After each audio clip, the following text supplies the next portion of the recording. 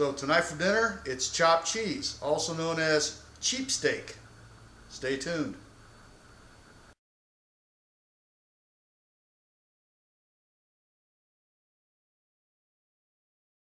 Okay, so chopped cheese. I did not invent this. It's something I found on the internet while I was researching Philly cheesesteak sandwiches.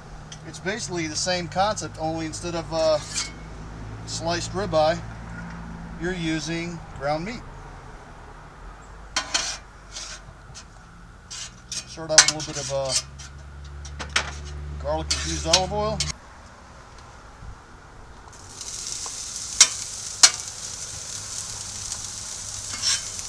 And a decent amount of onions to get us started. Sweat these down a little bit. Then we'll add some hamburger meat. It's important when you're cooking on a Blackstone griddle like this to have multiple sets of instruments because it creates the illusion of competence and experience, almost to impart the idea that I actually know what I'm doing when I don't.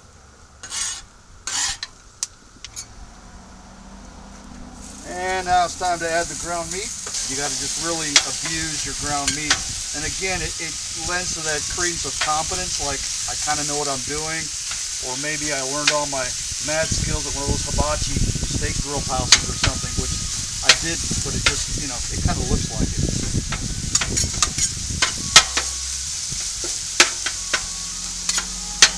Maybe I should get a job at one of those places.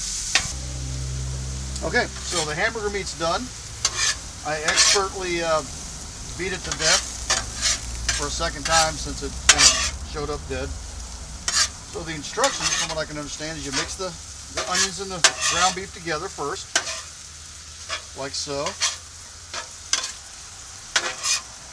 And then you add your cheese, which could probably be any cheese, but I'm kind of trying to keep it the way I've seen the videos. So we're going to go with Velveeta. I think in some of the videos I've seen they used American, but I mean, Velveeta's still American too, right?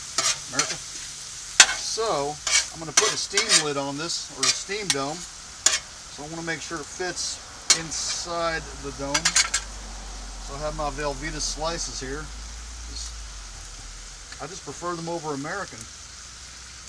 Not that I'm anti-American or anything, don't get me wrong. Lay those on there. Place the handy dandy steam dome on top. Make sure everything's going to fit inside your little stainless steel world here.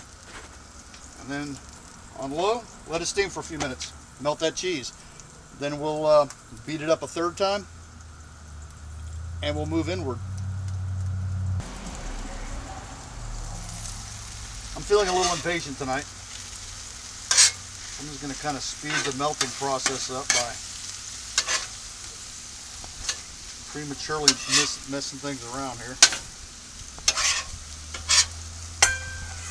Hope I'm not giving anybody chopped cheese or cheap steak anxiety by doing this. Let that sit for another minute or two. Alright, we should be about done here. I did do one little off-camera stir to make sure this was melting properly, and it is. And I am satisfied that that all my ingredients are properly incorporated.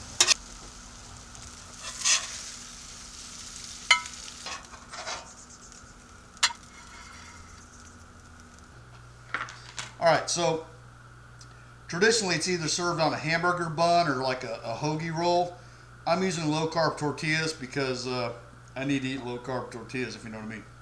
So I've got a little bit of mayonnaise, mustard, my pickle slices, and some chipotle Tabasco because that's how we do things around here.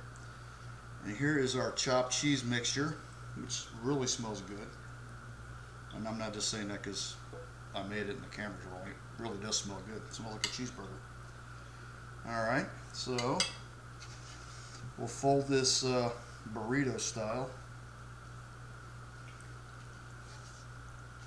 Put the bottom in and roll the second part over. Alright, so the all-important taste test.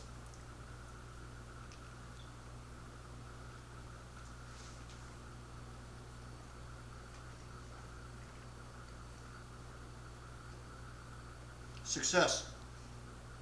If you like a cheeseburger, you'll like a chopped cheese. Maybe a little more difficult to make, but the cheese gets in every crevice and every piece of that ground meat, and it tastes really good. And with a low carb wrap, I feel a little bit less guilty than eating a standard hamburger bun or a hoagie roll, especially. So, thanks for watching. If you made it this far, give us a try at home. Dozen videos on YouTube. Chopped cheese, cheap steak. They're really good. Thanks for watching. Take care.